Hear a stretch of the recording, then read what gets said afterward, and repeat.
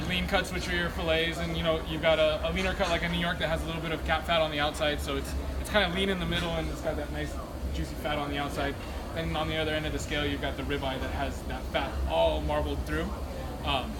Ribeyes hold up to higher temperatures better. I think the leaner cuts obviously are more geared towards the lower temps. Our signature steak here at BOA is the 40-day dry aged New York. I like that one. It's delicious. It's It's honestly probably one of the best steaks I've ever eaten in my life. that's it. And I'm a ribeye guy, so to say that about New York, I feel like that's less fatty. Like it's delicious. But so before we get started, we're going to talk about a couple things. Our mise en place. When we're in the kitchen, this is what we're talking about when we're getting our station ready. All of our things are where they need to be, and we've got everything that we need to properly cook this food. So we've got salt, we've got pepper, we've got the steak, obviously, and then we're going to do a couple things that you may not think to do. First, we're going to start down here. We're going to take just a regular kitchen towel, and we're going to tie this up so that we can use it to help oil the grill.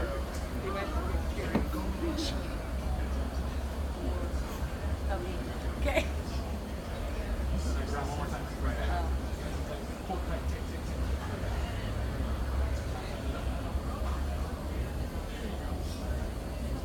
Eat it. Not.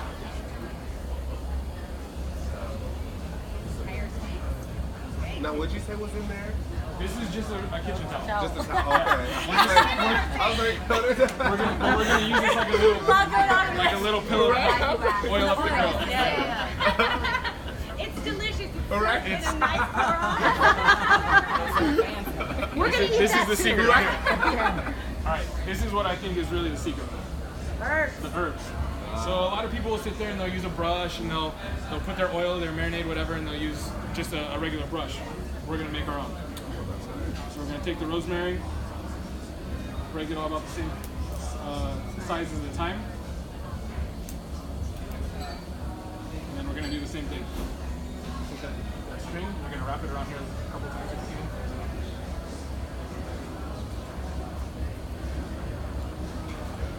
I already smell it.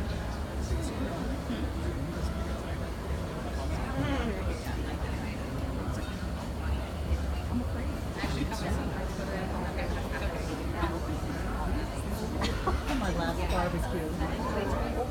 You gotta take a photo. So now we've got our new handy dandy little brush. That was over the weekend. We use here at the restaurant, we make herb oil. So we take these same herbs, blend them up with olive oil, and that's what we use to marinate all of our steaks. So we're gonna kind of follow along those lines, and we're gonna use this as our brush to get those flavors on there. Now, we've got our New York. It's beautiful. We're gonna come around on this side, and we can do the work over here. Put me to work. We're gonna put you to work. Okay. We need to season it very heavily, Okay. so don't be afraid. There you go. That's good. Too much? Too much? I was like, salt! Don't worry, we're good. I promise. All over. You know what you're doing already. See? Beautiful. Same? A little less this time? There you go. That's good. We use sea salt. Go ahead. You can keep going. We use sea salt, which to me has less of kind of a chemical-y salt flavor. It's just got a more natural, softer salt flavor. So even though it was a little bit aggressive, I think it'll still be just fine. A little bit aggressive. So we're gonna take our little pouch here. We're gonna oil up the grill. We want it to be nice and hot. Ooh, drama. Right. Now the key is to move really fast so you don't burn yourself, right? Yeah, it only burns while you're touching it. It only hurts in the beginning. Can't feel that. You wanna do it? You want me to do it? You wanna do it? Get on there. Right here. There you go. Now, if you like medium rare, so I think that we left a little bit of chill on the steak. It's not quite right out of the refrigerator, but it's probably been out for about 10 minutes, coming up to temperature. That'll help, especially because we're only gonna work on the grill. We don't have an oven to finish in. We want it to be semi-close to room temperature, so we're not gonna overcook it before we get a nice sear on the bottom. We're just gonna take a quick little peek and see how we're doing. We're good. and we're just gonna let it go. Okay. You want to hit it with the first round of flavor? Just nice, generous over the top. There we go. Good. Okay. Now, are you my second volunteer? Beautiful. What's your name? Tania. Tania? Michael, very nice to meet you. We're going to work on the bronzino. Okay. All right. So this is... Okay, I'm just kidding. I was like, So we buy our bronzinos. They are a farm-raised product. They're from Greece. We get them and they're about 1.5 pounds to start. We get them and bring them in and cut out the spine. We cut down both sides of the spine and remove it so that we can make this cool little pocket. ooh, in here. nice. Everything's removed. There's just a little bit of bone in the tail and a little bit in the head, but for the most part, you get 2 beautiful fillets that are completely boneless. I'm gonna sneak a peek at this thing right here while they're going. Oh, me. Yeah. You want to turn it that way? She's like, I was done after. Turn it. We have to watch it. Around.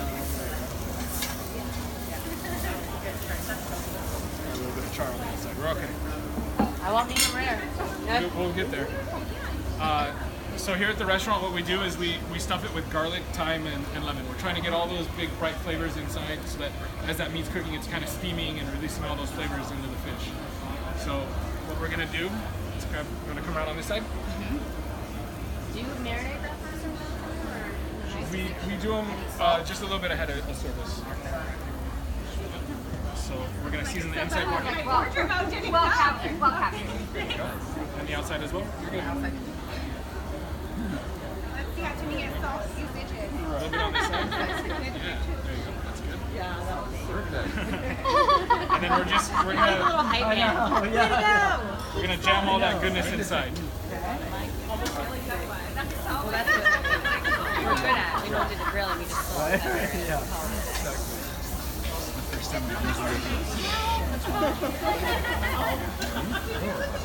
All right.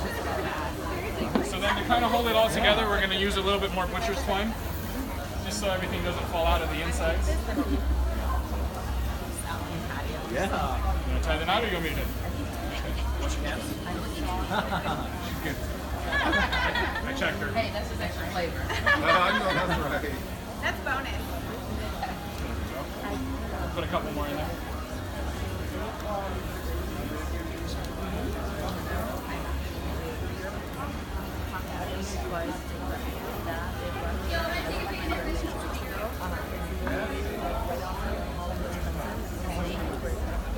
Sal.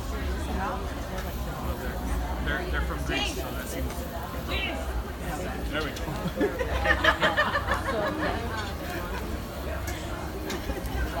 So I saw a picture That's extra too. of them, and I'm like, I think so inspired. So same kind of thing. We're gonna use that oil. Sorry. You're good. I got you. I got your back. All one team. Appreciate that. So just like with the steak, we want to create. Girl, he can battle 2 women. Like, I like that. Yeah. We got to get a little bit of oil on there so that we're not putting this beautiful fish on a dry grill. And with this, we're gonna lower the heat just a little bit. It's nice and hot, but we want to lower it so we're gonna get a nice crispy skin on it. We'll go right on just like that. To see like 2 brothers being able to do that successfully is beautiful. Time to baste. Get in there. It's like a low dry. Oh, there you go. It's okay.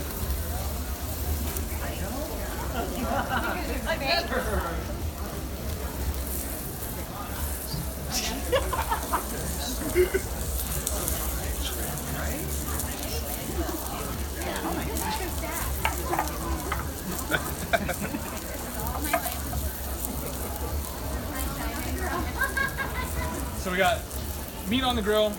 We're letting it get nice and caramelized, get some good flavor on there. We don't want to bother it too much. You guys know how to, like the quick way to tell the doneness on the steaks? No. My guys in the back do it all by timing. They're amazing. They handle so much meat. They just know by the timing and by looking at the meat when it's done. So I'd say right now we're probably at about a rare. That's the easiest indicator is kind of how it adjusts to the bounce of your hand. So like the way they teach us in culinary school is this thick part of your thumb right here. So that texture right there would be rare. This texture right here would be rare. Yeah, this big fatty part of your thumb. And then as you put fingers together, you'll feel the difference in texture, and that's kind of how you go. So rare, medium, medium well done. Oh. How well done? The pinky is well done. I would never go there. Yeah. The pinky. That's such a good way to like tell. Oh, yeah, the feel of how hard it is. Wow. Very interesting. So, Michael, is there a trick to knowing when to flip? You want some nice caramelization on there. You see the skin's got a little bit of char on it. If you try to go too soon, obviously it's gonna stick. If your grill wasn't hot enough, it's gonna want to stick. So we want to try to wait for that perfect time when the fish just releases itself. If you go to look at it, like when I looked at it, I kind of picked up the tail to look, and it stuck a little bit. So I mean, this time it stuck, but the first time it didn't. So I knew that we were good to go.